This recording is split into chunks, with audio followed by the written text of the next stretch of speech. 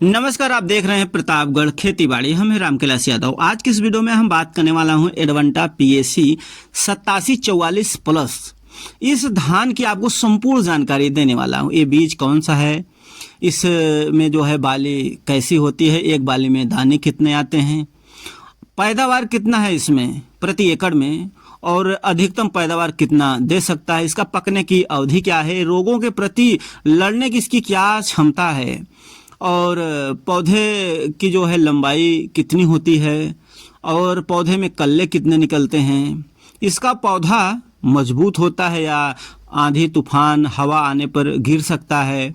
ये कौन से क्षेत्र के लिए काफ़ी बढ़िया माना गया है, कम पानी वाले क्षेत्र के लिए या ज़्यादा पानी वाले क्षेत्र के लिए, इसकी बीज मात्रा क्या है प्रति एकड़ के हिसाब से, ये धान मोटा है या महीन है, इसके बीज की अभी इस समय कीमत क्या है, अगर आपको 1 किलो बीज लेना है तो इसकी कीमत क्या है, और इसका पौधे से के बीच की अंतर क्या होना चाहिए, और कतार से कतार के अंतर क्या होना चाहिए,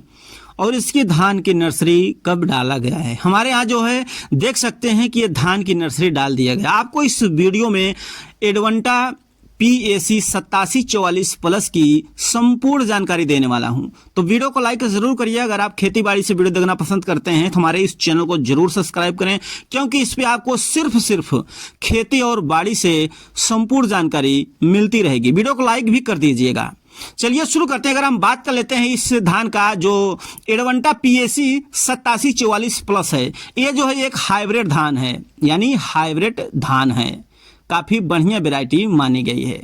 अगर हम इसके बाली की बात करते हैं कि लंबी कैसी होती है, तो इसकी जो बाली होती है लंबी और गुच्छेदार होती है, यानी बहुत, जैसे आप फोटो इमेज में देख रहे हैं, लंबी और गुच्छे से भरी होती है। एक बाली में अगर दाने की बात की जाए तो 240 दाने एक बाली में लगभग देखने को मिलते हैं, और इसका जो दाना होता है काफ़ी वजनदार होता है। अगर हम इसकी पैदावार की बात कर लेते हैं कि कितना पैदावार देगा, तो लगभग जो है किसान भाई, अगर आप इसकी रोपाई करते हैं तो 25 क्विंटल से लेकर के 26 क्विंटल तक आपको प्रति एकड़ के हिसाब से ये धान पैदावार दे सकता है। लेकिन ऐसा भी देखा गया, अधिकतम पैदावार की अगर बात की जाए, ज़्यादा से ज़्यादा पैदावार की, तो अधिकतम पैदावार 32 से लेकर 34 क्विंटल प्रति एकड़ के हिसाब से पैदावार दिया है। जैसे कि मान लो कि उसके हिसाब से अगर उसका देख रेख बढ़िया से किया जाता है, अच्छा खेत हमारा तैयार होता है, उस पर भी निर्भर करता है। हम उसको समय पर खाद देते हैं, पानी देते हैं, और देख रेख करते हैं, सिंचाई करते हैं, तो हर चीज़ से अगर ध्यान दिया जाए तब जो है इसमें आप 32 से लेकर 34 क्विंटल प्रति एकड़ के हिसाब से इसका पैदावार ले सकते हैं। अगर किसान भाई हम बात करते हैं इसका पकने की अवधि क्या है, अगर इसकी हम पकने की अवधि की बात करते हैं तो किसान भाई जिस दिन से नर्सरी धान की डाल दिया जाता है, जैसे हमने यहाँ पर धान की नर्सरी डाला है 21 जून को डाला है, तो जिस दिन से हम धान की नर्सरी डालेंगे उसी दिन से इसकी गिनती किया जाता है, उसी दिन का इसका गिनती मान्य किया जाता है। उस दिन से लेकर के इसकी जो पकने की अवधि बताई गई है 130 दिन से लेकर के 135 दिन तक जो है, 130 दिन से 135 दिन के अंदर अंदर इस धान की जो है पूरी तरह से पककर तैयार हो जाता है। और इसका जो है नर्सरी भी आप अगर डाल दिए हैं, जिस दिन से डाले हैं उसी दिन से गिनती करना है। 130 दिन से लेकर 135 दिन के अंदर ये पूरी तरह से पक जाता है, और इसको जो है आप कटाई कर लीजिए। अगर हम किसान भाई बात करते हैं रोगों के प्रति लड़ने की इसकी क्षमता क्या है, जैसे कि झुलसा रोग आ जाता है, तो ये जो धान है किसान भाई झुलसा रोग के प्रति सहनशील है, यानी उस रोग को इसके अंदर सहन करने की क्षमता है।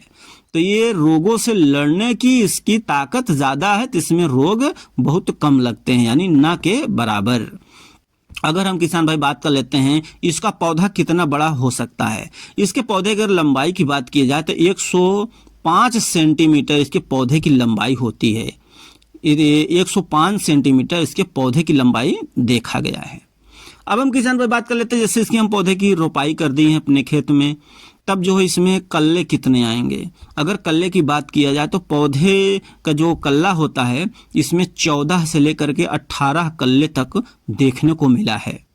और अगर किसान भाई बात करते हैं पौधे तने जो इसके होते हैं लंबे तो होते हैं 105 सेंटीमीटर, लेकिन इसका जो तना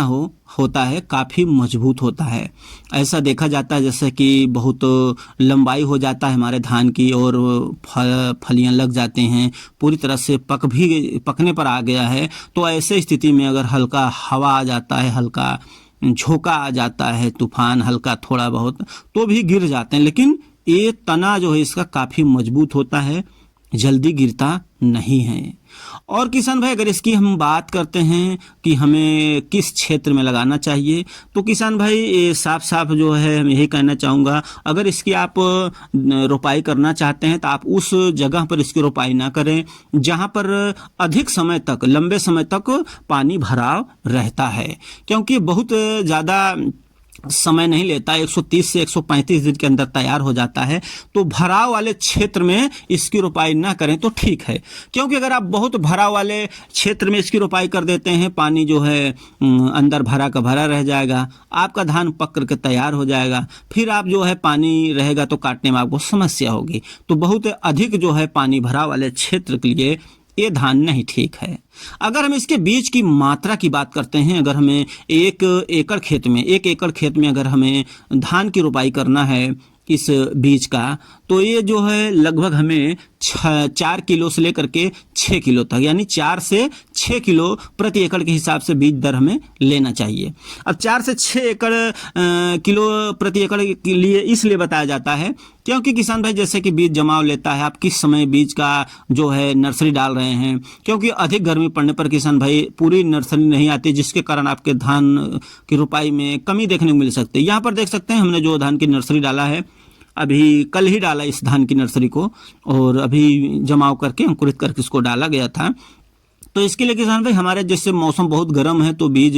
कोई भी बीज है वो जमाव कम लेगा, तो उसके हिसाब से किसान भाई होता है। जैसे कि बहुत ज़्यादा गर्मी है तो आप 6 किलो ले सकते हैं, और बढ़िया मौसम ठंडा है तो आप 4 से 5 किलो में भी अपने खेत में प्रति एक एकड़ खेत में इसकी जो है रोपाई कर सकते हैं। अगर इस धान की बात की जाए किसान भाई, ये धान एक मोटा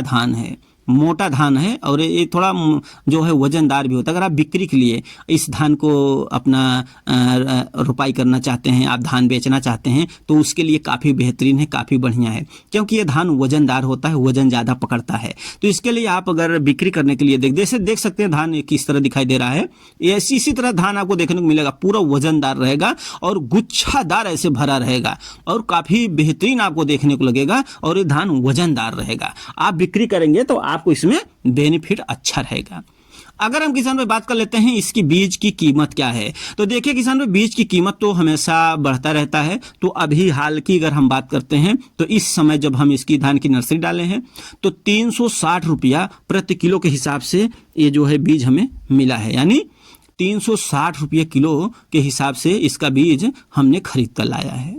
अगर हम किसान भाई बात कर लेते हैं कि पौधे के बीच का अंतर क्या होना चाहिए, अगर पौधे से पौधे के अंतर की बात की जाए तो 15 सेंटीमीटर पौधे से पौधे की अंतर होना चाहिए। कतार से कतार के बीच का अंतर अगर बात किया जाए तो 20 सेंटीमीटर इसकी रोपाई होती है, यानी रोपाई अगर हमें करना है तो पौधे से पौधे के बीच का अंतर 15 सेंटीमीटर और कतार से कतार के बीच का अंतर 20 सेंटीमीटर। तो इस तरह जो है हम अपने खेत में इस धान की रोपाई कर सकते हैं। अगर हम किसान भाई बात करते हैं धान की नर्सरी का, तो हमने आपको पहले भी बता दिया, इस धान की नर्सरी जो है हमने 21 जून को डाला है। और जो हमारे यहाँ धान की नर्सरी डाला गया, अभी थोड़ा मौसम गर्म है और जमा भी ले लेगा, बहुत ज़्यादा गर्म नहीं है, अभी हवा भी चल रहे हैं, माहौल भी हल्का फुल्का ठंडा भी चल रहा है, तो बढ़िया से जमा लेगा। वीडियो अच्छा लगा लाइक जरूर करिएगा, मन में सवाल है तो कमेंट करना ना भूल। वीडियो देखने के लिए धन्यवाद, और हमारे चैनल को भी सब्सक्राइब करके बेल आइकन पर क्लिक करिए।